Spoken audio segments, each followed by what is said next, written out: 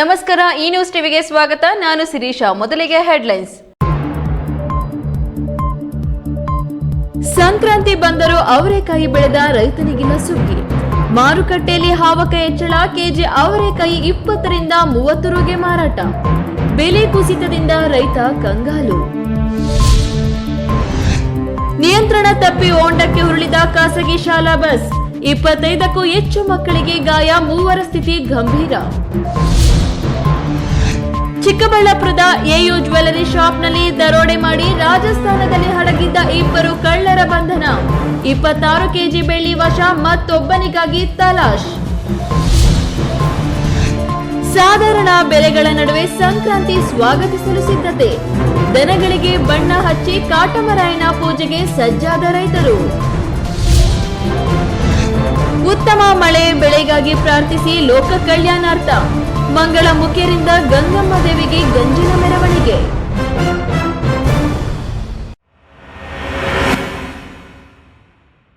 ವಾರ್ತೆಗಳ ವಿವರ.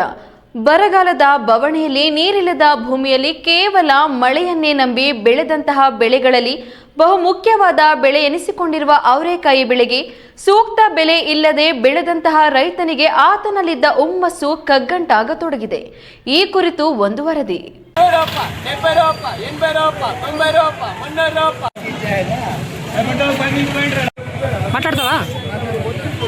ಕಳೆದ ಬಾರಿಗಿಂತ ಈ ಬಾರಿ ಉತ್ತಮವಾಗಿ ಮಳೆ ಬಿದ್ದಿದ್ದರಿಂದ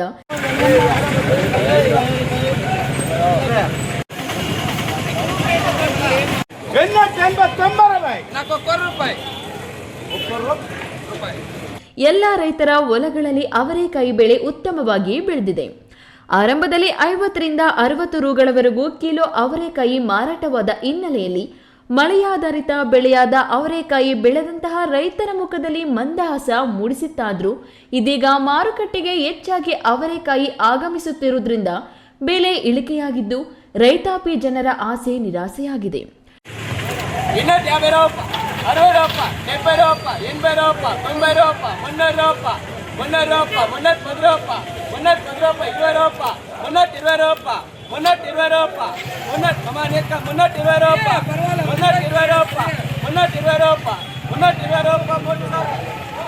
$150 ರಿಂದ 200 ರುಗಳವರೆಗೂ ಕೂಲಿ ಕೊಟ್ಟು ಅವರೆಕಾಯಿಗಳನ್ನು ಕಿತ್ತು ಬಾಡಿಗೆ ವಾಹನಗಳ ಮೂಲಕ ಮಾರುಕಟ್ಟೆಗೆ ಸಾಗಿಸಿದ್ರೆ ಅಲ್ಲಿ ಮಾರಾಟವಾಗುವಾಗ ಬೆಲೆಯನ್ನು ನೋಡಿದ್ರಂತೂ ರೈತರಿಗೆ ಹೊಲಗಳಲ್ಲೇ ಅವರೆಕಾಯಿಯನ್ನ ಬಿಡುವಂತಹ ಅತೃಪ್ತಿ ವ್ಯಕ್ತವಾಗುತ್ತೆಂಬ ಆಕ್ರಂದನ ರೈತರದಾಗಿದೆ.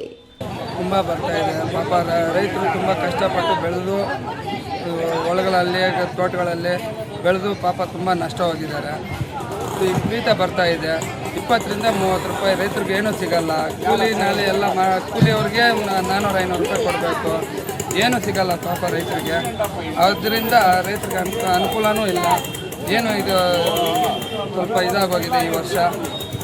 ಅದರಿಂದ ರೈತರಿಗೆ ಏನಾದರೂ ಅನಾನುಕೂಲವಾಗಿ 1 ಕಿಲೋ ಅವರೆಕಾಯಿ ಪ್ರಸ್ತುತ 20 ರಿಂದ 30 ರೂಪಾಯಿಗಳವರೆಗೂ ಮಾರಾಟವಾಗುತ್ತಿದ್ದು, ಇಂತಹ ಅಲ್ಪ ಧಾರಣೆಗೆ ಕಷ್ಟಪಟ್ಟು ದುಡಿದು ಬೆಳೆದಂತಹ ಬೆಳೆಯನ್ನು ಮಾರಾಟ ಮಾಡಲು ಮನಸ್ಸು ಬಾರದಂತಹ ಪರಿಸ್ಥಿತಿ ನಿರ್ಮಾಣವಾಗಿರುವುದು ರೈತರಲ್ಲಿ ಆವೇದನೆ ಮನೆ ಮಾಡಿದೆ. ಬಿ ದೇವಪ್ಪ, ಈ ನ್ಯೂಸ್ ಟಿವಿ, ಚಿಂತಾಮಣಿ. ಮಂಗಳವಾರ ಮುಂಜಾನೆ ಚಾಲಕನ ನಿಯಂತ್ರಣ ತಪ್ಪಿ ಖಾಸಗಿ ಶಾಲಾ ಬಸ್ ಒಂದು ಹೊಂಡಕ್ಕೆ ಉರುಳಿದ ಪರಿಣಾಮ ಬಸ್ನಲ್ಲಿದ್ದ 25ಕ್ಕೂ ಹೆಚ್ಚು ಮಕ್ಕಳಿಗೆ ಗಾಯಗಳಾಗಿ 3 ಮಕ್ಕಳು ಗಂಭೀರವಾಗಿ ಗಾಯಗೊಂಡಿರುವ ಘಟನೆ ಮಾಲೂರು ಬಳಿಯ ಅರಣಿಘಟ್ಟ ಗ್ರಾಮದ ಬಳಿ ಸಂಭವಿಸಿದೆ.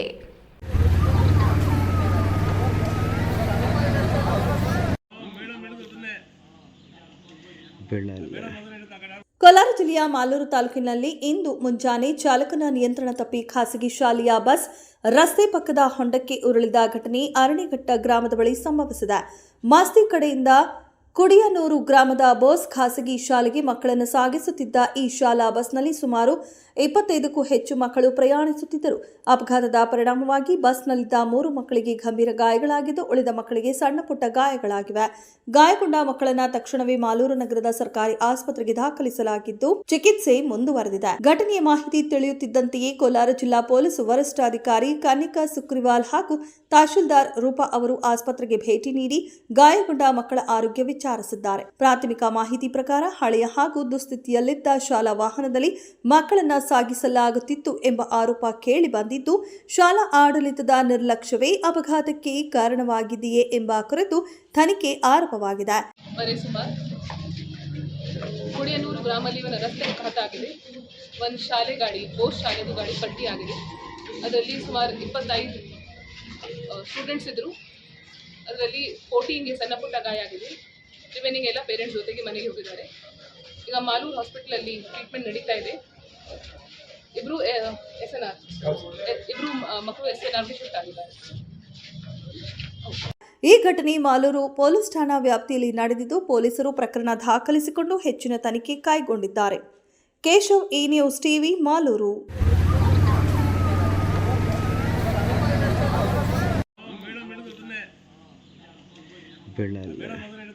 ಚಿಕ್ಕಬಳ್ಳಾಪುರ ನಗರದ ಬಿಬಿ ರಸ್ತೆಯಲ್ಲಿನ ಎಯು ಜ್ಯುವೆಲರಿ ಶಾಪ್ನಲ್ಲಿ ದರೋಡೆ ಮಾಡಿ ರಾಜಸ್ಥಾನದ ಅಜ್ಮೇರ್ನಲ್ಲಿ ಅಡಗಿದ್ದ ಇಬ್ಬರನ್ನ ಬಂಧಿಸಿರುವ ಪೊಲೀಸರು ಇಂದು ಎಯು ಜ್ಯುವೆಲರ್ಸ್ ಅಂಗಡಿಗೆ ಆರೋಪಿಗಳನ್ನ ಕರೆತಂದು ಮಹಜರು ನಡೆಸಿದ್ರು.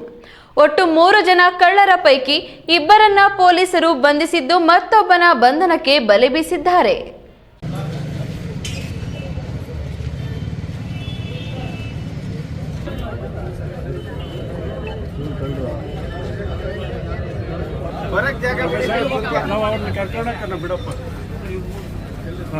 ಕಳೆದ 23/12/2025 ಚಿಕ್ಕಬಳ್ಳಾಪುರ ಮುಖ್ಯ ರಸ್ತೆಯಾದ ಬಿಬಿ ರಸ್ತೆಯಲ್ಲಿನ ಎಯು ಜ್ಯುವೆಲರಿ ಶಾಪ್ನಲ್ಲಿ ದರೋಡೆ ಮಾಡಿದ್ದ ಬೆಳ್ಳಿ ಕಳ್ಳರನ್ನು ಕೊನೆಗೂ ಪೊಲೀಸರು ಬಂಧಿಸುವಲ್ಲಿ ಯಶಸ್ವಿಯಾಗಿದ್ದಾರೆ. ಚಿಕ್ಕಬಳ್ಳಾಪುರ ಬಂಗಾರದ ಅಂಗಡಿಯಲ್ಲಿ ಕಳ್ಳತನವಾಗಿದ್ದ ದೃಶ್ಯ ಸಿಸಿಟಿವಿಯಲ್ಲಿ ಸೆರೆಯಾಗಿತ್ತು.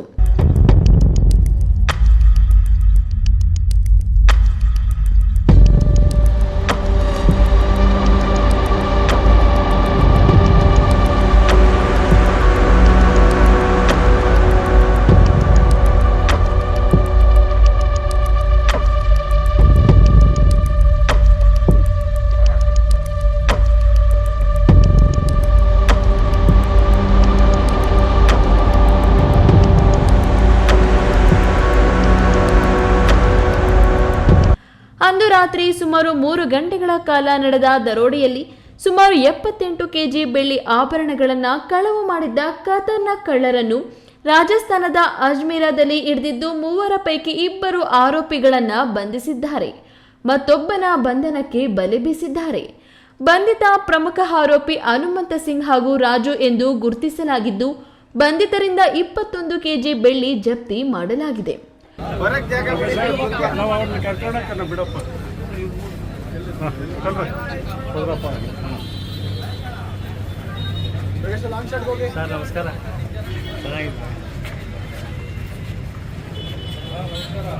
ಒಟ್ಟು 78 ಕೆಜಿ ಬೆಳ್ಳಿ ಕಳ್ಳತನವಾಗಿತ್ತು.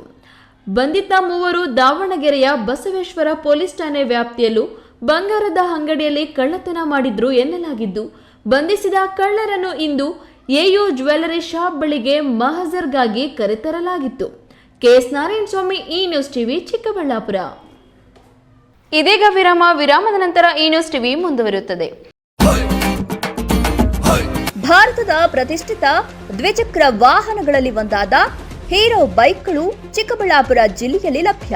ಉದ್ಯಮಿ ಅಧಿಕೃತ ಡೀಲರ್ ಲಕ್ಷ್ಮೀನಾರಾಯಣ್ ಸಾರಥ್ಯದಲ್ಲಿ ಆರಂಭವಾಗಿರುವ ಶೋರೂಮ್ ಹಲವು ವೈಶಿಷ್ಟ್ಯತೆಗಳಿಂದ ಕೂಡಿದೆ.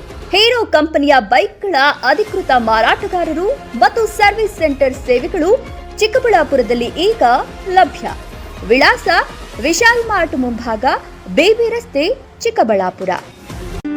ಖ್ಯಾತ ಶಸ್ತ್ರಚಿಕಿತ್ಸಾ ತಜ್ಞ ಡಾಕ್ಟರ್ ಪ್ರಶಾಂತ್ ಮೂರ್ತಿ ಸಾರಥ್ಯದಲ್ಲಿ ಆರಂಭಗೊಂಡಿದೆ. ಅತ್ಯಾಧುನಿಕ ಸೌಲಭ್ಯಗಳನ್ನು ಒಳಗೊಂಡ ದಿನದ 24 ಗಂಟೆಗಳ ಕಾಲ ಕಾರ್ಯನಿರ್ವಹಿಸುತ್ತಿರುವ ಅಭಯ ಆಸ್ಪತ್ರೆಯಲ್ಲಿ ಎಲ್ಲಾ ರೀತಿಯ ಚಿಕಿತ್ಸೆಗಳು ಲಭ್ಯ. ಗುಣಮಟ್ಟದ ಆರೋಗ್ಯ ಸೇವೆಯನ್ನು ಕೈಗೆಟುಕುವ ದರದಲ್ಲಿ ಒದಗಿಸುವುದು ನಮ್ಮ ಧ್ಯೇಯ. ಚಿಕ್ಕಬಳ್ಳಾಪುರ ಜಿಲ್ಲೆಯಲ್ಲಿ ಆರಂಭಗೊಂಡಿರುವ ಈ ಆಸ್ಪತ್ರೆಯಲ್ಲಿ ಈ ಕೆಳಕಂಡ ಚಿಕಿತ್ಸೆಗಳು ಲಭ್ಯ: ತುರ್ತು ಸೇವೆ, ಜನರಲ್ ಮೆಡಿಸಿನ್, ಜನರಲ್ ಸರ್ಜರಿ, ಮಕ್ಕಳ ತಜ್ಞ ವೈದ್ಯರ ಸೇವೆ, ಎಂಡೋಸ್ಕೋಪಿ, ಮೂಳೆ ರೋಗ ತಜ್ಞರ ಸೇವೆ, ಸ್ತ್ರೀರೋಗ ತಜ್ಞರ ಸೇವೆ, gastro enterology, CT scanning, ultrasound ಹಾಗೂ ಪ್ರಯೋಗಾಲಯ ಸೇವೆಗಳು ಲಭ್ಯವಿದೆ. ಈ ಮಕರ ಸಂಕ್ರಾಂತಿಯಂದು ಆದಿಯೋಗಿಯ ಸಮ್ಮುಖದಲ್ಲಿ ದಿನಪೂರ್ತಿ ಜಾತ್ರೆ, ಅವರಿಬೇಳೆ ಮೇಳ ಮತ್ತು ಗಾಳಿಪಟ ಉತ್ಸವಗಳ ಸಂಭ್ರಮದ ನಡುವೆ ಸಂಗೀತ, ನೃತ್ಯ ಮತ್ತು ಸಾಂಸ್ಕೃತಿಕ ಪ್ರದರ್ಶನಗಳ ಅಪೂರ್ವ ಸಂಜೆಯಲ್ಲಿ ನಮ್ಮೊಂದಿಗೆ ಪಾಲ್ಗೊಳ್ಳಿ. ಸಂಭ್ರಮ, ಸಂಸ್ಕೃತಿ ಮತ್ತು ಆತ್ಮೀಯತೆಯ ಈ ಸಡಗರಕ್ಕೆ ನಿಮ್ಮೆಲ್ಲರಿಗೂ ಸುಸ್ವಾಗತ. ನಿಮ್ಮ ಕುಟುಂಬ ಮತ್ತು ಸ್ನೇಹಿತರೊಂದಿಗೆ ಸದ್ಗುರು ಸನ್ನಿಧಿ ಚಿಕ್ಕಬಳ್ಳಾಪುರಕ್ಕೆ ಬನ್ನಿ. ಸಂಜೆ 7 ಗಂಟೆಯಿಂದ ಆರಂಭವಾಗುವ ಸಾಂಸ್ಕೃತಿಕ ಕಾರ್ಯಕ್ರಮವನ್ನು ಆನಂದಿಸಿ. ವಿರಾಮದ ನಂತರ ಈ ನ್ಯೂಸ್ ಟಿವಿಗೆ ಸ್ವಾಗತ. ಸಂಕ್ರಾಂತಿ ಹಬ್ಬವನ್ನು ಸಂಭ್ರಮದಿಂದ ಆಚರಿಸಲು ಜನತೆ ಸಿದ್ಧರಾಗುತ್ತಿದ್ದಾರೆ. ಜಿಲ್ಲೆಯಲ್ಲಿ ಈ ಬಾರಿ ವಾಡಿಕೆಗಿಂತ ದುಪ್ಪಟ್ಟು ಮಳೆ ಆಗಿದೆ. ಅಗತ್ಯ ಧಾನ್ಯಗಳು, ಕಬ್ಬು, ಹಣ್ಣುಗಳ ದರಗಳು ಕೊಂಚ ಇಳಿಮುಖವಾಗಿದ್ದು ಕೆಲವು ಸಾಮಗ್ರಿಗಳು ಗಗನಕ್ಕೇರಿದ್ರು. ಆ ಬೆಲೆಗಳ ನಡುವೆ ಸಂಕ್ರಾಂತಿ ಹಬ್ಬವನ್ನು ಆಚರಿಸಲು ಸಿದ್ಧತೆ ನಡೆಸುತ್ತಿದ್ದಾರೆ. ಅಗತ್ಯ ವಸ್ತುಗಳ ಖರೀದಿಗಾಗಿ ಮಾರುಕಟ್ಟೆಯಲ್ಲಿ ಜನಜಂಗುಳಿ ಸೇರಿತ್ತು.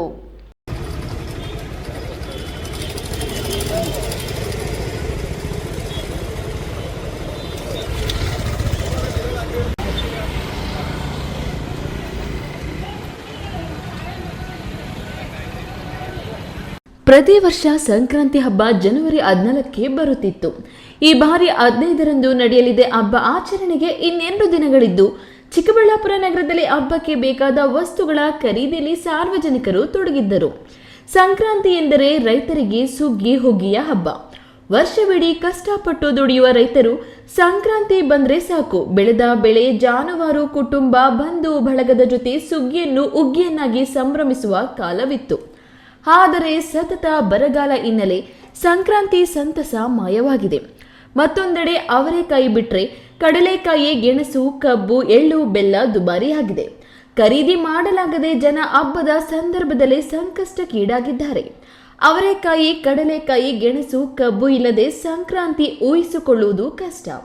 ಸಂಕ್ರಾಂತಿಯ ಸುಗ್ಗಿಗೆ ಅವರೆಕಾಯಿ, ಕಡಲೆಕಾಯಿ, ಗೆಣಸು, ಕಬ್ಬು ಬೇಕೇ ಬೇಕು. ಅವರೆಕಾಯಿ, ಕಡಲೆಕಾಯಿ, ಗೆಣಸನ್ನ ಬೇಯಿಸಿ ಅದರ ಜೊತೆ ಎಳ್ಳು, ಬೆಲ್ಲ ಸೇರಿಸಿ ಪರಸ್ಪರ ಹಂಚಿ ಶುಭಾಶಯ ಕೋರುವುದು ವಾಡಿಕೆ. ದಿನೇ ದಿನೇ ಅನ್ನದಾತರು ಕೃಷಿಯಿಂದ ವಿಮುಖವಾಗುತ್ತಿರುವ ಇಂದಿನ ದಿನಗಳಲ್ಲಿ ಹಿಂದಿನ ಸಂಭ್ರಮಾಚರಣೆ ಇಲ್ಲದಿದ್ರೂ ಹಬ್ಬದ ಆಚರಣೆಗೆ ಸಿದ್ಧತೆಗಳು ನಡೆಯುತ್ತಿವೆ. ಕೆಜಿ ಕಡಲೆಕಾಯಿ 100ರಿಂದ 120 ರು, ಎಳ್ಳು ಬೆಲ್ಲ ಕೆಜಿ 200 ರು, ಗೆಣಸು 40ರಿಂದ 50 ರು, ಕಬ್ಬು ಜಳವೊಂದು 60ರಿಂದ 80 ರು. ಅವರೆಕಾಯಿ 2.5 ಕೆಜಿಗೆ 100 ರು ಇದ್ದು ಬೆಲೆಗಳು ಹಬ್ಬಕ್ಕಾಗಿ ಹೆಚ್ಚಿವೆ. ಕಾಕಡ ಕೆಜಿಗೆ 600ರಿಂದ 700 ರು, ಕನಕಾಂಬರ ಕೆಜಿಗೆ 1600ರಿಂದ 2000 ರು ಇದ್ದರೆ ಸೇವಂತಿಗೆ, ಗುಲಾಬಿ, ಸೇವಂತಿಗೆ ಮೊದಲಾದ ಹೂವಿನ ಬೆಲೆಗಳು 150ರಿಂದ 200 ರುವರೆಗೆ ಇವೆ. ತರಕಾರಿಗಳ ಬೆಲೆಗಳು ಟೊಮೊಟೊ ಬಿಟ್ಟು ಉಳಿದವು ಸಾಧಾರಣವಾಗಿವೇ ಇವೆ.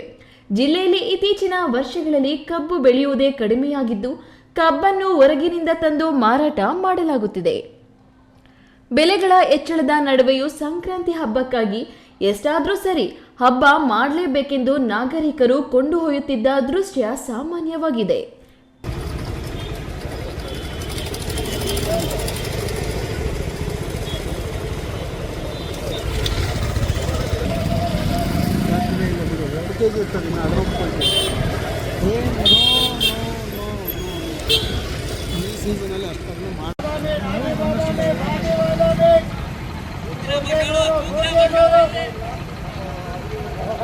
ಸಂಕ್ರಾಂತಿ ಕೃಷಿಕರ ಎಂಗಳಿಯರಿಗೆ ಸಂಭ್ರಮದ ಹಬ್ಬ. ರೈತಾಪಿ ವರ್ಗದ ಜನತೆಗೆ ಸುಗ್ಗಿಯ ಹಬ್ಬವಾದರೆ ಎಂಗಳಿಯರು ಎಳ್ಳು ಬೆಲ್ಲ ಹಂಚಿ ಸಂತೋಷ ಪಡುವ ಹಬ್ಬವೂ ಹೌದು. ಹೀಗಾಗಿ ಎಲ್ಲೆಡೆ ಸಂಭ್ರಮದ ವಾತಾವರಣ. ಮುಖ್ಯವಾಗಿ ಹಳ್ಳಿಗಳಲ್ಲಿ ರೈತನ ಕೃಷಿ ಸಂಗಾತಿ ರಾಸುಗಳನ್ನು ಸ್ವಚ್ಛಗೊಳಿಸಿ ಕೊಂಬಿಗೆ ಬಣ್ಣ ಹಚ್ಚುವುದು, ಕಿಚ್ಚು ಹಾಯಿಸುವ ದೃಶ್ಯ ಮಾಮೂಲಿ ಇರಲಿದೆ. ಅದೇ ರೀತಿ ಪಟ್ಟಣ ಪ್ರದೇಶದಲ್ಲಿ ಬಣ್ಣದ ರಂಗೋಲಿ ಬಿಟ್ಟು ಎಳ್ಳು ಬೆಲ್ಲ ಹಂಚಿಕೆ ಮಾಡುವ ಸಡಗರಕ್ಕೆ ಮಂಗಳವಾರದಿಂದಲೇ ಸಂಕ್ರಾಂತಿಯ ಆಚರಣೆಗೆ ಭರದ ಸಿದ್ಧತೆ ನಡೆದಿತ್ತು. ಜಿಲ್ಲಾ ಕೇಂದ್ರ ಚಿಕ್ಕಬಳ್ಳಾಪುರ ನಗರದ ಬಜಾರ್ ರಸ್ತೆ, ಭುವನೇಶ್ವರಿ ವೃತ್ತ, ಸೀತಾಲಕ್ಷ್ಮಿ ಸರ್ಕಲ್, ಎಂಜಿ ರಸ್ತೆಯ ಖಾಸಗಿ ಬಸ್ ನಿಲ್ದಾಣ ಇತ್ಯಾದಿ ಕಡೆಗಳಲ್ಲಿ ಹಬ್ಬಕ್ಕೆ ಬೇಕಾದ ಪದಾರ್ಥಗಳು ಬಂದಿದ್ರೂ ಸಹ ಬೆಲೆ ದುಬಾರಿ ಎಂದು ಖರೀದಿಗೆ ಜನ ಅಷ್ಟಾಗಿ ಬಂದಿರಲಿಲ್ಲ. ನೆರೆ ರಾಜ್ಯಗಳಾದ ಆಂಧ್ರ ಪ್ರದೇಶ ಮತ್ತು ತೆಲಂಗಾಣದಲ್ಲಿ ಸಂಕ್ರಾಂತಿ ಹಬ್ಬವನ್ನು ಕನುಮು, ಬೋಗಿ, ಸಂಕ್ರಾಂತಿ ಎಂದು 3 ದಿನ ಆಚರಿಸಿದರೆ ತಮಿಳುನಾಡಿನಲ್ಲಿ ಪೊಂಗಲ್ ಎಂದೇ ಸಂಕ್ರಾಂತಿಯನ್ನು ಆಚರಣೆ ಮಾಡಲಾಗುತ್ತದೆ. ಅದೇ ರೀತಿ ಜಿಲ್ಲೆಯಲ್ಲೂ ಸಹ ಅತ್ಯಂತ ಸಡಗರ ಸಂಭ್ರಮದಿಂದ ಮಕರ ಸಂಕ್ರಾಂತಿ ಹಬ್ಬವನ್ನು ಆಚರಣೆ ಮಾಡುವುದು ಉಂಟು. ಬಯಲುಸೀಮೆ ಪ್ರದೇಶವಾದ ಈ ಭಾಗದಲ್ಲಿ ಮಕರ ಸಂಕ್ರಾಂತಿಯ ಆಚರಣೆಗೆ ಜೋರು ಸಿದ್ಧತೆಗಳು ನಡೆದಿದ್ದವು. ಈ ಹಿಂದಿನಂತೆ ಜಿಲ್ಲೆಯ ವಿವಿಧ ಭಾಗಗಳು ಸೇರಿದಂತೆ ನೆರೆ ಆಂಧ್ರದ ಇಂದೂಪುರ ಕಡೆಗಳಿಂದಲೂ ಮಾರುಕಟ್ಟೆಯಲ್ಲಿ ಉತ್ತಮ ಗುಣಮಟ್ಟದ ಕಡಲೆಕಾಯಿ, ಕೊಬ್ಬರಿ, ಎಳ್ಳು ಲಭ್ಯ ಅಲ್ಲದೆ ಬಣ್ಣ ಬಣ್ಣದ ಜೀರಿಗೆ, ಪೆಪ್ಪರ್ಮೆಂಟ್, ಬೆಲ್ಲದ ಮಿಶ್ರಣ, ಸಕ್ಕರೆ ಗೊಂಬೆಗಳು ಎಲ್ಲರನ್ನೂ ಆಕರ್ಷಣೆ ಮಾಡುತ್ತಿದೆ. ಗ್ರಾಮಾಂತರ ಪ್ರದೇಶದಲ್ಲಿ ರೈತರು ತಮ್ಮ ರಾಸುಗಳಿಗೆ ವಿಶೇಷ ಪೂಜೆ ಸಲ್ಲಿಸುವ, ಕಾಟಮರಾಯನಿಗೆ ಹರಕೆ ತೀರಿಸುವ, ಕಿಚ್ಚು ಹಾಯಿಸುವ ಆಚರಣೆಗಳು ಸಂಕ್ರಾಂತಿಯಂದು ನಡೆಯಲಿವೆ. ಆದರೆ ದಶಕಗಳ ಹಿಂದೆ ಮನೆ ಮನೆಯಲ್ಲಿಯೂ ಇದ್ದ ರಾಸುಗಳ ಸಂಖ್ಯೆ ಈಗ ಊರೆಲ್ಲ ಹುಡುಕಿದ್ರೂ 2-3 ಜೊತೆ ದನಗಳು ಮಾತ್ರ ಸಿಗಲಿದ್ದು, ಇರೋಬಾರೋ ದನಗಳಿಗೆ ಪೂಜೆ ಸಲ್ಲಿಸಿ ಬೆಂಕಿ ಹಾಯಿಸುವ ಕೆಲಸಕ್ಕೆ ಗ್ರಾಮೀಣ ಜನರು ಸಿದ್ಧತೆ ನಡೆಸಿದ್ದಾರೆ. ಕೆಎಸ್ ನಾರಾಯಣ ಸ್ವಾಮಿ, ಈ ನ್ಯೂಸ್ ಟಿವಿ, ಚಿಕ್ಕಬಳ್ಳಾಪುರ.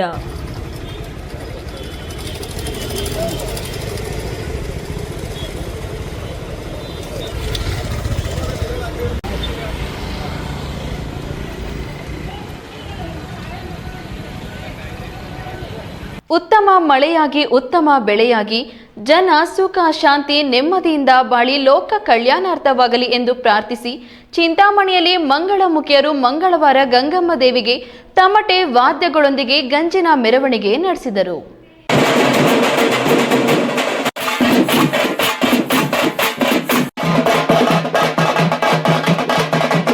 ಚಿಂತಾಮಣಿ ನಗರದ ಶ್ರೀರಾಮನಗರದ ಬಂಡೆ ಮೇಲೆ ವಾಸವಾಗಿರುವ ಮಂಗಳಮುಖಿಯರ ತಂಡ ಸೈಯದ್ ಸಲ್ಮಾನ್ ನೇತೃತ್ವದಲ್ಲಿ ತಮ್ಮ ಮನೆಯಲ್ಲಿನ ದೇವರುಗಳಿಗೆ ವಿಶೇಷ ಪೂಜೆ ಸಲ್ಲಿಸಿ ತದನಂತರ ತಮಟೆ ವಾದ್ಯಗಳೊಂದಿಗೆ ಗಂಜಿನ ಮೆರವಣಿಗೆ ಆರಂಭಿಸಿ ನಗರದ ಮುಖ್ಯ ಬೀದಿಗಳಲ್ಲಿ ಮೆರವಣಿಗೆ ಮೂಲಕ ಸಾಗಿ ನಾರಸಿಂಹಪೇಟೆಯಲ್ಲಿನ ಗ್ರಾಮ ದೇವತೆ ಗಂಗಾ ಭವಾನಿ ಅಮ್ಮನವರ ದೇವಾಲಯಕ್ಕೆ ತೆರಳಿ ಗಂಗಾ ಭವಾನಿ ಅಮ್ಮನವರಿಗೆ ಗಂಜಿನ ಸೇವೆ ಅರ್ಪಿಸಿ ವಿಶೇಷ ಪೂಜೆಗಳನ್ನು ಸಲ್ಲಿಸಿ ಉತ್ತಮ ಮಳೆಯಾಗಿ ಉತ್ತಮ ಬೆಳೆಯಾಗಿ ಜನ ಸುಖ ಶಾಂತಿ ನೆಮ್ಮದಿಯಿಂದ ಬಾಳಿ ಲೋಕ ಕಲ್ಯಾಣಾರ್ಥವಾಗಲಿ ಎಂದು ದೇವರಲ್ಲಿ ಪ್ರಾರ್ಥಿಸಿಕೊಂಡರು.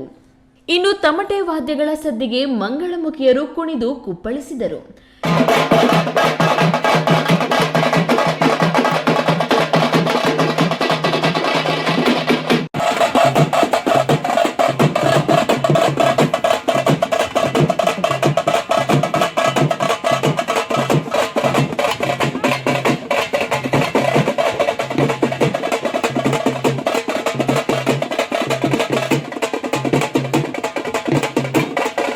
ಈ ವೇಳೆ ಮಂಗಳಮುಖಿಯರ ತಂಡದ ನಾಯಕಿ ಸಲ್ಮಾ ಮಾತನಾಡಿ, ನಮ್ಮ ಮಂಗಳಮುಖಿಯರಿಗೆ ಸರ್ಕಾರದಿಂದ ಯಾವುದೇ ರೀತಿಯ ಸೌಲಭ್ಯಗಳು ಸಿಗುತ್ತಿಲ್ಲ.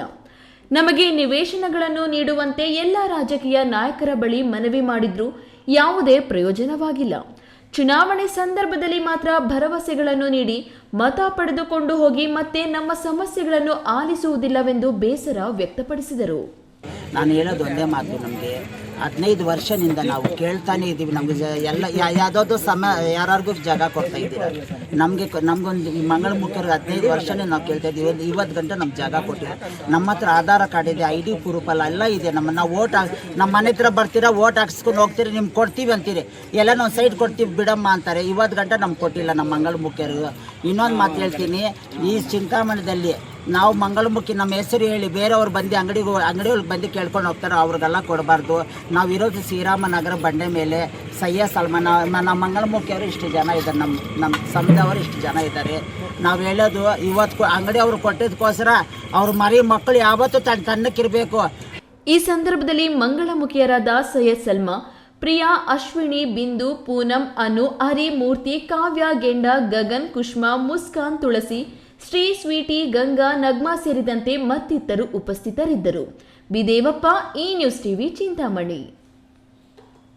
ಬಂಗಾರಪೇಟೆ ಕೋಲಾರ ರಸ್ತೆಯಲ್ಲಿ ಅಬಕಾರಿ ಇಲಾಖೆಯ ತಪಾಸಣೆ ವೇಳೆ ಪಾಕರಹಳ್ಳಿಯ ಬಂಡಿ ದಾರಿಯಲ್ಲಿ ಆಕ್ಟಿವ್ ಹೋಂಡಾ ದ್ವಿಚಕ್ರ ವಾಹನವನ್ನು ಅಡ್ಡಗಟ್ಟಿ ಅಕ್ರಮವಾಗಿ ಮಾರಾಟ ಮಾಡಲು 10 ಕೆಜಿ ಒಣಗಾಂಜಾ ಸಾಗಾಣಿಕೆ ಮಾಡುತ್ತಿದ್ದ ಆರೋಪಿ ಹಾಗೂ ಮಾಲು ಅನ್ನ ಅಬಕಾರಿ ಇಲಾಖೆ ಅಧಿಕಾರಿಗಳು ವಶಕ್ಕೆ ಪಡೆದುಕೊಂಡಿದ್ದಾರೆ.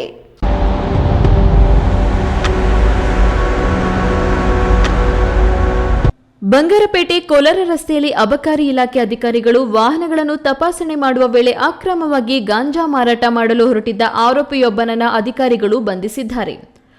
ಬಂಧಿತ ಆರೋಪಿ ಮೊಹಮ್ಮದ್ ಸಾಹುಲ್ ಬಿನ್ ಮೊಹಮ್ಮದ್ ಆರಿಫ್ 22 ವರ್ಷ, ಎಲ್ಆರ್ ನಗರ, ಬೆಂಗಳೂರು. ಆರೋಪಿಯ ವಿರುದ್ಧ NDPS ಕಾಯ್ದೆ 1985 ಅನ್ವಯ ಮೊಕದ್ದಮೆ ದಾಖಲು ಮಾಡಲಾಗಿದೆ. ಬೆಂಗಳೂರು ದಕ್ಷಿಣ ವಿಭಾಗ ಅಬಕಾರಿ ಜಂಟಿ ಆಯುಕ್ತ ಜಾರಿ ಮತ್ತು ತನಿಖೆ ಬೆಂಗಳೂರು ಆದೇಶದಂತೆ ಕೋಲಾರ ಜಿಲ್ಲಾ ಅಬಕಾರಿ ಉಪ ಆಯುಕ್ತರ ನಿರ್ದೇಶನದಂತೆ ಹಾಗೂ ಅಬಕಾರಿ ಉಪ ಅಧೀಕ್ಷಕರ ಕೆಜಿಎಫ್ ಉಪವಿಭಾಗ ಕೋಲಾರ ಮಾರ್ಗದರ್ಶನದಲ್ಲಿ ಅಬಕಾರಿ ನಿರೀಕ್ಷಕರು ಬಂಗಾರಪೇಟೆ ವಲಯ ಹಾಗೂ ಅಬಕಾರಿ ಉಪ ನಿರೀಕ್ಷಕರು ಮತ್ತು ಸಿಬ್ಬಂದಿಯೊಂದಿಗೆ ಖಚಿತ ಮಾಹಿತಿಯ ಮೇರೆಗೆ ನಡೆಸಿದ ದಾಳಿ ಯಶಸ್ವಿಯಾಗಿದೆ.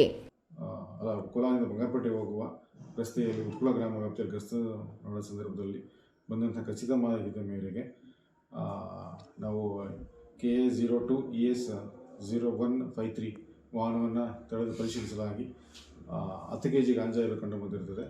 ಆರೋಪಿಯಾದ ಮೊಹಮ್ಮದ್ ಸಾಹುಲ್ ಬಿನ್ ಮೊಹಮ್ಮದ್ ಆರಿಫ್ ಈತನನ್ನು ಗಸ್ತುಪಡಿಸಿ ದಸ್ತಗಿರಿಪಡಿಸಲಾಗುತ್ತದೆ ಮತ್ತು 10 kg ಗಾಂಜಾವನ್ನು ಕೂಡ ಇಲಾಖಾ ವಶಕ್ಕೆ ಪಡೆಯಲಾಗಿರುತ್ತದೆ. ಮತ್ತು ಈ ಒಂದು ಆಸಾಮಿ ಮೊಹಮ್ಮದ್ ಸಾಹುಲ್ ದಾಳಿಯಲ್ಲಿ ಬಂಗಾರಪೇಟೆ ವಲಯ ನಿರೀಕ್ಷಕರಾದ ಅರುಣ್ ಕುಮಾರ್, ಉಪ ನಿರೀಕ್ಷಕರಾದ ಶಿವಾನಂದು, ಅನಿಲ್ ಮತ್ತು ಸಿಬ್ಬಂದಿ ಮಂಜುನಾಥ್, ಶಿವಶಂಕರ್, ನವೀನ್ ಮತ್ತು ಭರತ್ ಪಾಲ್ಗೊಂಡಿದ್ದರು. Satish, A news TV, Kolar.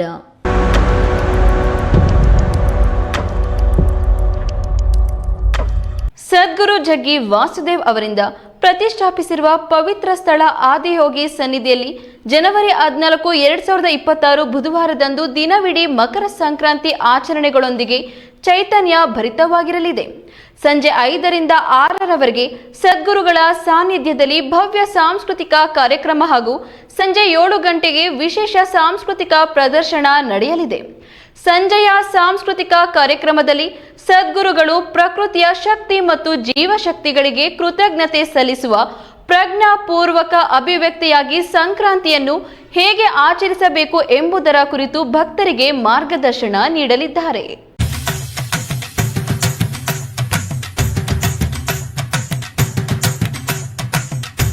ಮಕರ ಸಂಕ್ರಾಂತಿಯು ಸೂರ್ಯನ ಉತ್ತರಾಭಿಮುಖ ಪಯಣವನ್ನು ಸೂಚಿಸುತ್ತದೆ ಮತ್ತು ಇದನ್ನು ಸಾಂಪ್ರದಾಯಿಕವಾಗಿ ಪ್ರಕೃತಿಯ ಕೊಡುಗೆ ಹಾಗೂ ರೈತರ ಶ್ರಮವನ್ನು ಗೌರವಿಸುವ ಸಮಯವಾಗಿ ಆಚರಿಸಲಾಗುತ್ತದೆ.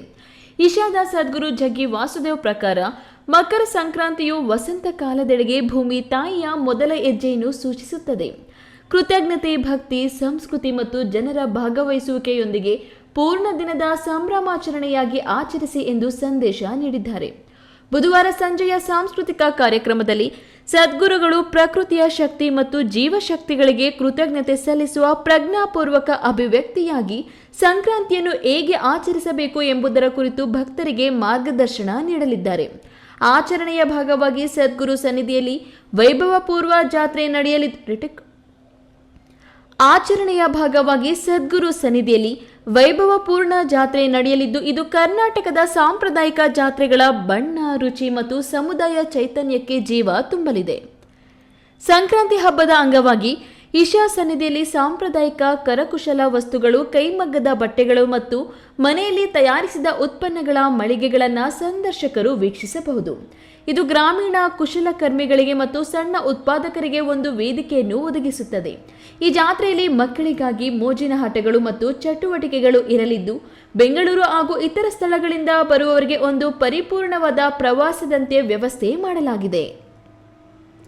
ಈ ಬಾರಿ ಸಂಕ್ರಾಂತಿಗೆ ಆದಿಯೋಗಿಗೆ ಸಮೃದ್ಧಿಯ ಸಂಕೇತವಾಗಿ ಸುಗ್ಗಿಯ ಕೃತಜ್ಞತೆಯಾಗಿ ಮತ್ತು ಕುಟುಂಬದ ಯೋಗಕ್ಷೇಮಕ್ಕಾಗಿ ಧಾನ್ಯಗಳ ಅರ್ಪಣೆ, ಯೋಗೇಶ್ವರ ಲಿಂಗಕ್ಕೆ 7 ಪವಿತ್ರ ಹೂವುಗಳನ್ನು ಅರ್ಪಿಸುವ ಮೂಲಕ ಆದರ ಭಾವ ಮತ್ತು ಭಕ್ತಿಯನ್ನು ವ್ಯಕ್ತಪಡಿಸುವುದು, ಅಜ್ಞಾನದಿಂದ ಸ್ಪಷ್ಟತೆ ಮತ್ತು ಜ್ಞಾನೋದಯದ ಕಡೆಗಿನ ಪಯಣವನ್ನು ಸೂಚಿಸುವ ತುಪ್ಪದ ದೀಪಗಳ ಅರ್ಪಣೆಯನ್ನು ಸ್ವತಃ ಸದ್ಗುರುಗಳೇ ಇದ್ದು ಸಮರ್ಪಿಸಲಿದ್ದಾರೆ.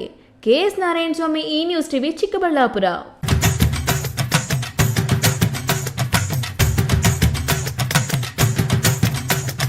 ಚಿಕ್ಕಬಳ್ಳಾಪುರ ತಾಲೂಕಿನಲ್ಲಿ ದೀರ್ಘಕಾಲ ಜಾತ್ಯತೀತ ಜನತಾ ದಳದ ತಾಲೂಕು ಅಧ್ಯಕ್ಷರಾಗಿ ದುಡಿದ ಹಾಲಿ TAPCMS ನಿರ್ದೇಶಕರಾಗಿದ್ದ ಕೊಲವನಹಳ್ಳಿ KB ಮುನಿರಾಜು ವಯೋಸಹಜ ನಿಧನ ಹೊಂದಿದ್ದಾರೆ. ಕಳೆದ 1 ವಾರದಿಂದ ಆಸ್ಪತ್ರೆಯಲ್ಲಿ ದಾಖಲಾಗಿದ್ದು ಚಿಕಿತ್ಸೆ ಫಲಕಾರಿಯಾಗದ ಕಾರಣ ಇಂದು ಬೆಳಗಿನ ಜಾವ ನಿಧನರಾಗಿದ್ದು, ಸ್ವಗ್ರಾಮ ಕೊಲವನಹಳ್ಳಿಯಲ್ಲಿ ಸಾರ್ವಜನಿಕರಿಗೆ ಅಂತಿಮ ದರ್ಶನಕ್ಕೆ ಇಡಲಾಗಿದ್ದು ಸಂಜೆ ಅಂತ್ಯ ಸಂಸ್ಕಾರ ನಡೆಸಿದರು.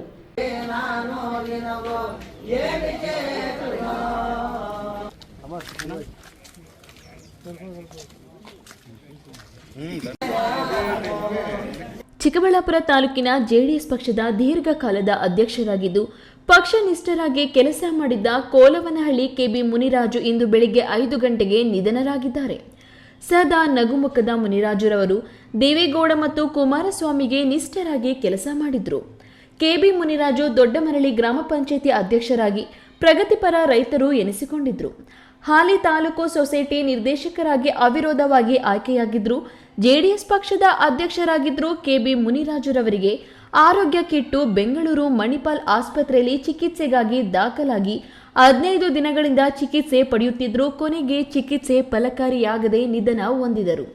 ಕೆಬಿ ಮುನಿರಾಜು ಅವರಿಗೆ 65 ವರ್ಷ ವಯಸ್ಸಾಗಿತ್ತು. ಅವರ ಪಾರ್ಥಿವ ಶರೀರವನ್ನು ಹುಟ್ಟೂರು ಕೋಲವನಹಳ್ಳಿ ಸ್ವಗ್ರಾಮದಲ್ಲಿ ಅಂತಿಮ ದರ್ಶನಕ್ಕೆ ಇಡಲಾಗಿತ್ತು. ಬೆಳಗಿನ ಜಾವ 5:40ಕ್ಕೆ ಕೆಬಿ ಮುನಿರಾಜು ಅವರು ಚಿಕ್ಕಬಳ್ಳಾಪುರ ತಾಲೂಕು JDS ಅಧ್ಯಕ್ಷರಾಗಿದ್ದರು. ಸುಮಾರು 25 ವರ್ಷಗಳ ಕಾಲ ಅಧ್ಯಕ್ಷರಾಗಿ ಅವರೇ ಅವಿರೋಧವಾಗಿ ಆಯ್ಕೆ ಹಾಕೊಂಡ್ಬಂದು ಇಡೀ ತಾಲೂಕಲ್ಲಿ JDS ಪಕ್ಷನ ಸಂಘಟನೆ ವಿಚಾರದಲ್ಲಿ ಎತ್ತಿದ ಕೈ ಯಾರೇ ಆಗಲಿ ಕೇಳ್ತಾಯಿದ್ರು. ಅವರು ಪಾರ್ಟಿ ಅಂದರೆ ನಿಷ್ಠೆ ಆಗಿರಬೇಕು ಅಂತೇಳಿ ಹೇಳಿದ್ರು. ಆದ್ದರಿಂದ ಇವತ್ತು ನಮಗೆ ಎರಡೂ ಜಿಲ್ಲೆಗೆ, ಚಿಕ್ಕಬಳ್ಳಾಪುರ ಕೋಲಾರ ಜಿಲ್ಲೆಗೆ, ಎರಡೂ ಜಿಲ್ಲೆಗೆ ತುಂಬ ನಷ್ಟ ಆಗಿದೆ. ಆದ್ದರಿಂದ ಕುಮಾರಸ್ವಾಮಿ ಅವರಿಗೆ ಮೆಸೇಜ್ ಕೊಟ್ಟಿದ್ದೆ. ಕುಮಾರಸ್ವಾಮಿ ಎಕ್ಸ್ ಇದರಲ್ಲಿ ಮಾತಾಡಿದ್ದಾರೆ. ನಮ್ಮ ಮಣ್ಣಾಗ್ತದೆ ಅಂತ ಅವ್ರಿಗೆ ಮೆಸೇಜ್ ಕಳಿಸಿದ್ವಿ. ಅಂತ್ಯ ಸಂಸ್ಕಾರ ಈ ಥರ ಆಗುತ್ತೆ ಅಂತೆಲ್ಲ ವಿಚಾರ ತಿಳಿಸಿದ್ದೀವಿ. ಅವರು ಆದಷ್ಟು ಅವರು ಬೇರೆ ಕಡೆ ಇರೋದ್ರಿಂದ ಆದಷ್ಟು ಆದರೆ ಬರೋಕ್ಕಾದರೆ ಬರ್ತೀನಿ ಅಂತ ಒಂದು ಸಂದೇಶ ಕೊಟ್ಟಿದ್ದಾರೆ. ಈ ದೇಶದ ಮಾಜಿ ಪ್ರಧಾನಮಂತ್ರಿಗಳನ್ನು ದೇವೇಗೌಡರಿಗೆ ತಿಳಿಸಿದ್ವಿ, ಕೇಂದ್ರ ಮಂತ್ರಿಗಳು ಕುಮಾರಸ್ವಾಮಿಗೆ ತಿಳಿಸಿದ್ವಿ, ನಿಖಿಲ್ ಕುಮಾರಸ್ವಾಮಿಗೆ ತಿಳಿಸಿದ್ವಿ. ಈಗ ತಾನೇ ನಮ್ಮ ಲೋಕಸಭಾ ಸದಸ್ಯರಾದಂಥ ಡಾಕ್ಟರ್ ಕೆ ಸುಧಾಕರ್ ಬಂದವರು, ಎಲ್ಲ ಶಿಲಘಟ್ಟ ನಮ್ಮ JDS ಪಕ್ಷದ MLA ಅವರಂಥ ಶಿಲಘಟ್ಟದ MLA ಅಂತ ರವಿಕುಮಾರ್ ಅವರು ಎಲ್ಲರೂ ಬಂದು ಸಂತಾಪ ಸೂಚಿಸಿ ಹೋಗಿದ್ದಾರೆ. ಸಂಸದ ಡಾಕ್ಟರ್ ಕೆ ಸುಧಾಕರ್, ಶಿಡ್ಲಘಟ್ಟ ಶಾಸಕ ರವಿಕುಮಾರ್, ಮಾಜಿ ಶಾಸಕರಾದ KP ಬಚ್ಚೇಗೌಡ, JDS ಪಕ್ಷದ ಜಿಲ್ಲಾಧ್ಯಕ್ಷರು ಮುಕ್ತ ಮುನಿಯಪ್ಪ, KR ರೆಡ್ಡಿ ಹಾಗೂ ಅಪಾರ ಸಂಖ್ಯೆಯ ಅಭಿಮಾನಿಗಳು, ಪಕ್ಷದ ಕಾರ್ಯಕರ್ತರು, ಬಂಧು ಬಳಗ ಮುನಿರಾಜು ಅವರ ಅಂತಿಮ ದರ್ಶನ ಪಡೆದರು. KS ನಾರಾಯಣಸ್ವಾಮಿ, ಈ ನ್ಯೂಸ್ ಟಿವಿ, ಚಿಕ್ಕಬಳ್ಳಾಪುರ. ಸರ್ವಜ್ಞಾನಿ, ಸರ್ವಶ್ರೇಷ್ಠ, ಸಮಾನತೆಯ ಅರಿಕಾರರೆನ್ನಿಸಿದ ಡಾಕ್ಟರ್ BR ಅಂಬೇಡ್ಕರ್ ಅವರ ಪುತ್ಥಳಿಯನ್ನ ನಿರ್ಮಿಸಿ ಅನಾವರಣಕ್ಕೆ ಅವಕಾಶ ಕಲ್ಪಿಸಿದ ಎಲ್ಲರ ಜೀವನದಲ್ಲಿ ಹಾಗೂ ಕುಟುಂಬಗಳಲ್ಲಿ ಒಳ್ಳೆಯ ಆರೋಗ್ಯ, ಐಶ್ವರ್ಯ ಬರಲಿ ಎಂದು ಸಂಕಲ್ಪ ಚಾರಿಟಬಲ್ ಟ್ರಸ್ಟ್ ಅಧ್ಯಕ್ಷ ಸಿ ಕಾಂತರಾಜು ಆಶಿಸಿದರು.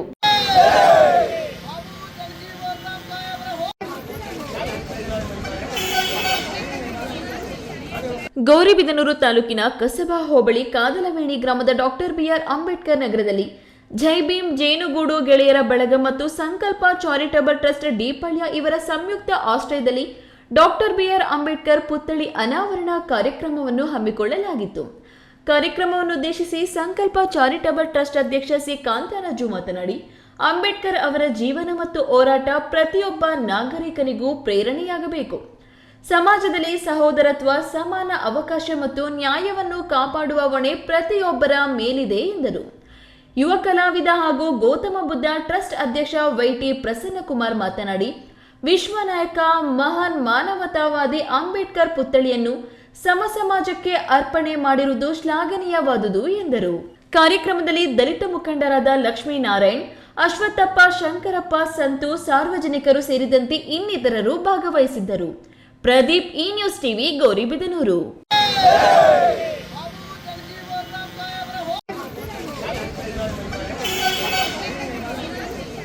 ಗೃಹ ಸಚಿವ ಡಾಕ್ಟರ್ ಜಿ ಪರಮೇಶ್ವರ್ ಮುಂದಿನ ಮುಖ್ಯಮಂತ್ರಿ ಆಗಲಿ ಎಂದು ಸ್ವಕ್ಷೇತ್ರ ಕೊರಟಗೆರೆಯಲ್ಲಿ ಸರ್ವಧರ್ಮ ಗುರುಗಳಿಂದ ಸಾಮೂಹಿಕ ಪ್ರಾರ್ಥನೆ ಸಲ್ಲಿಸಲಾಯಿತು.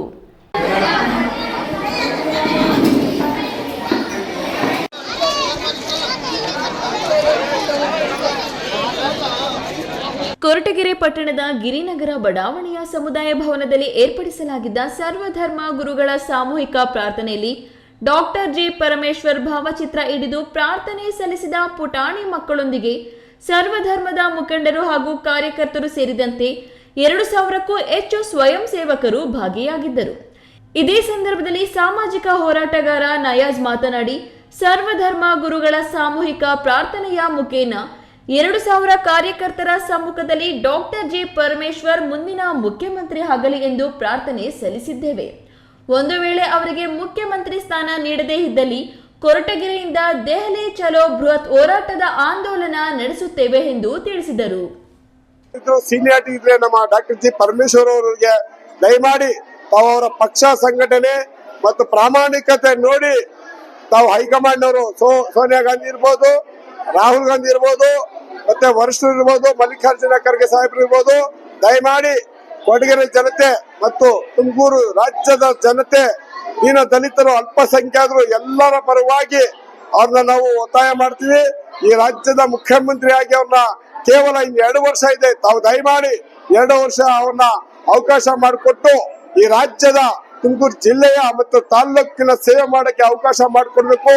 ಇಲ್ಲವಾದಲ್ಲಿ ನಾವು ಜಿಲ್ಲಾ ಮತ್ತು ರಾಜ್ಯ ಹೋರಾಟ ಮಾಡಿ, ಸಮಯ ಬಿದ್ದರೆ ದೆಹಲಿಗೂ ಸಮೇತ ನಾವು ಹೋರಾಟ ಮಾಡಿ ಸಿದ್ಧರಾಗಿದ್ದೀವಿ. ಪ್ರಾಮಾಣಿಕರನ್ನ ನಾವು ದಯಮಾಡಿ ನಾವು ಕೊಡಗಿನ ಜನತೆ ಪರವಾಗಿ, ಈ ಸಂಘಟನೆ ಪರವಾಗಿ ಅವ್ರನ್ನ ಮುಖ್ಯಮಂತ್ರಿ ಮಾಡ್ಬೇಕಂತ ಹೇಳಿ ಈಗ ಸರ್ವಧರ್ಮ ಗುರುಗಳಿಂದ ಸಾಮೂಹಿಕ ಪ್ರಾರ್ಥನೆ ಇಟ್ಕೊಂಡಿದೀವಿ. ಅದ್ರ ಜೊತೆಗೆ ಆರೋಗ್ಯ ಶಿಬಿರವನ್ನು ಸಹ ಬಡವರಿಗೆ ಅವ್ರಿಗೋಸ್ಕರ ನಾವು ಪರಮೇಶ್ವರ್ ಸಾಹೇಬ್ರಿಗೋಸ್ಕರ ಈ ಒಂದು ಸಂದರ್ಭದಲ್ಲಿ ಒಂದು ಉಚಿತ ಆರೋಗ್ಯ ಶಿಬಿರವನ್ನು ಸಹ ಇಟ್ಕೊಂಡಿದ್ವಿ. ದಯಮಾಡಿ ನಾವು ಮುಖ್ಯಮಂತ್ರಿ ಮಾಡಲೇಬೇಕು, ಇಲ್ಲ ಉಗ್ರವಾದಂತಹ ಹೋರಾಟ ಮಾಡ್ತೀವಿ ಅಂತ ಹೇಳಿ ಈ ಸಂದರ್ಭದಲ್ಲಿ ತಿಳಿಸ್ತೇನೆ. ಕಾರ್ಯಕ್ರಮದಲ್ಲಿ ಸಾಮಾಜಿಕ ಹೋರಾಟಗಾರ ಟೈಗರ್ ನಾಗ್, ಹುಬ್ಬಳ್ಳಿ ರೈಲ್ವೆ ಸರ್ಕಾರದ ನಾಮಿನಿ ನಿರ್ದೇಶಕ ಜಿಎಂ ಕಾಮರಾಜು, ತಾಲೂಕು ಕುರುಬರ ಸಂಘದ ಅಧ್ಯಕ್ಷ ಕುರುಡುಗಾನಹಳ್ಳಿ ರಂಗಣ್ಣ, ಮೆಡಿಕಲ್ ಪ್ರಸನ್ನಕುಮಾರ್, ರುದ್ರೇಶ್, ವೀರೇಂದ್ರ ಪ್ರಸಾದ್, ಅಣ್ಣಪ್ಪ ಸೇರಿದಂತೆ ಇನ್ನಿತರರು ಇದ್ದರು. ತಿಮ್ಮಯ್ಯ, ಈ ನ್ಯೂಸ್ ಟಿವಿ, ತುಮಕೂರು. ಲೋಕ ಕಲ್ಯಾಣಕ್ಕಾಗಿ ಆಯೋಜಿಸಿರುವ ಹೋಮಗಳಿಂದ ಜನತೆ, ರಾಜ್ಯ, ದೇಶ ಸುಭಿಕ್ಷ ಆಗಿರಲಿ ಎಂದು ಹಾರೈಸುತ್ತೇನೆ. ಮುಂದೆ ಇಂತಹ ಕಾರ್ಯಕ್ರಮಗಳು ಹೆಚ್ಚೆಚ್ಚು ನಡೆಯುವಂತಾಗಲಿ ಎಂದು ಕನ್ನಡ ಚಲನಚಿತ್ರ ಹೆಸರಾಂತ ನಟ ಪ್ರಣಯರಾಜ ಶ್ರೀನಾಥ್ ಹೇಳಿದರು.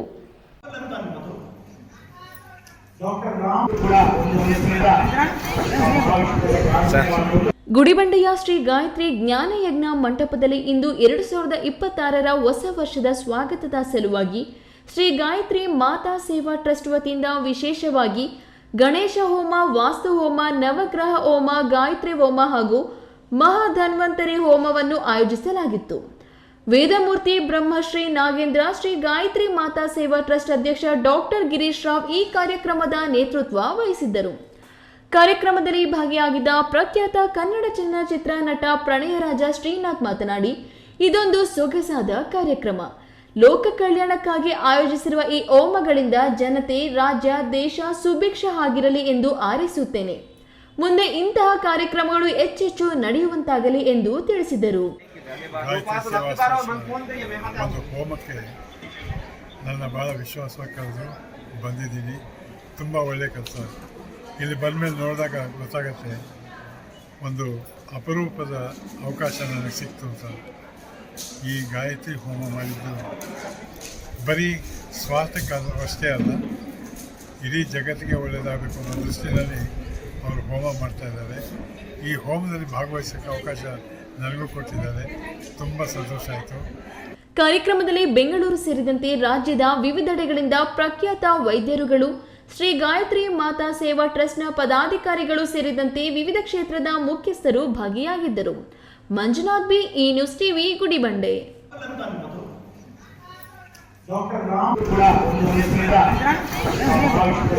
ಇದೀಗ ವಿರಾಮದ ನಂತರ ಈ ನ್ಯೂಸ್ ಟಿವಿ ಮುಂದುವರಿಯುತ್ತದೆ. ಕಷ್ಟಪಟ್ಟು ಹಣ ಕೊಡಿಸಿ ಒಡವೆ ಮಾಡಿಸಿರ್ತೀರಿ. ಮಕ್ಕಳ ಉನ್ನತ ವ್ಯಾಸಕ್ಕೋ, ಅವ್ರ ಮದ್ವೆಗೋ ಅಥವಾ ಯಾವ್ದಾದ್ರೂ ಆರೋಗ್ಯ ಸಮಸ್ಯೆ ಬಂದಾಗ ಹಣ ಬೇಕಾಗತ್ತೆ. ಆ ಚಿನ್ನವನ್ನ ಮಾರೋಕೆ ಅಂತ ಹೋದಾಗ ಬೇಕಾ ಬಿಟ್ಟಿ ಬೆಲೆ ಕೇಳ್ತಾರೆ ಅನ್ನೋ ಚಿಂತೆಲಿದ್ದೀರಾ? ಇನ್ನು ಮುಂದೆ ಆ ಚಿಂತೆ ಮಾಡೋ ಪ್ರಮೇಯನೇ ಇಲ್ಲ. ಹಿಂದೆ ಹಿಂದೂಸ್ತಾನ್ ಗೋಲ್ಡ್ ಕಂಪನಿಗೆ ಬನ್ನಿ. ತಾವು ಅಡ ಇಟ್ಟಿರೋ ಚಿನ್ನವನ್ನ ತಕ್ಷಣ ಬಿಡಿಸಿ ಇಂದಿನ ಆನ್ಲೈನ್ ಬೆಲೆಗೆ ಕೊಂಡ್ಕೊಂಡು ಕೂಡಲೇ ಬಾಕಿ ಹಣವನ್ನ ನಿಮ್ ಕೈ ಕೊಡ್ತಾರೆ. ನಿಮ್ಮ ಕನಸಿನ ಸಾಕಾರಕ್ಕೆ ಜೊತೆ ಆಗ್ತಾರೆ. ಹಿಂದೂಸ್ತಾನ್ ಗೋಲ್ಡ್ ಕಂಪನಿ, ಇದು ನಿಮ್ಮ ಕಂಪನಿ ಅಲ್ಲ, ನಮ್ಮೆಲ್ಲರ ಕಂಪನಿ. ನನ್ನ ಕನಸು ಡಾಕ್ಟರ್ ಆಗೋದು. ಡಾಕ್ಟರ್ ಆಗೋದು ನನ್ನ ಕನಸು.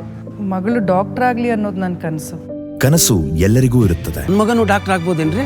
ನನ್ನ ಕನಸು ಡಾಕ್ಟರ್ ಆಗೋದು. ಕನಸು ಎಲ್ಲರ ಹಕ್ಕು. ಆದರೆ ಕನಸು ನನಸಾಗಲು ಬೇಕು ನಂಬಿಕೆ, ಛಲ ಮತ್ತು ಪರಿಶ್ರಮ. Neat academy. ವಿರಾಮದ ನಂತರ ಈ ನ್ಯೂಸ್ ಟಿವಿಗೆ ಸ್ವಾಗತ. ಇದೀಗ ಸಂಕ್ಷಿಪ್ತ ಸುದ್ದಿಗಳು.